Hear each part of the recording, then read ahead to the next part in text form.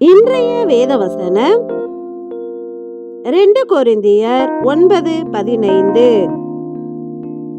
தேவன் அருளிய சொல்லி முடியாத ஈவுக்காக அவருக்கு ஸ்தோத்திரம். ஆமென். நம் தேவன் நமக்கு கடந்த நாட்களில் அருளிய ஈவுக்காக அவருக்கு ஸ்தோத்திரம் செலுத்த வேண்டும்.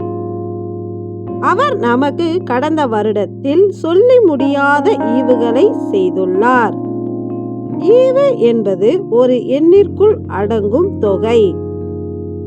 அப்படியே நம் தேவன் நம்முடைய வாழ்க்கையிலும் நமக்குள் அடங்கும் அல்லது நமக்கு தேவையான அநேக காரியங்களை செய்துள்ளார். இனியும் இந்த புது வருடத்திலும் அப்படியே நமக்கு செய்வார். ஏனெனில் நன்மையான எந்த ஈவும் பூரணமான எந்த வரமும் பரத்திலிருந்துண்டாகி சோதிகளின் பிதாவினிடத்தில் இருந்து இறங்கி வருகிறது.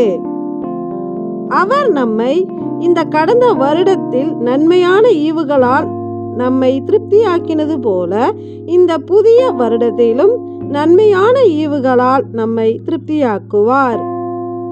எனவே இம்மட்டும் நன்மையாக நடத்தின நம் தேவன் இந்த புதிய வருடத்திலும் நன்மையான ஈவுகளினால் நம்மை திருப்தியாக்குவார் என்ற நம்பிக்கையோடு கடந்து செல்வோம்.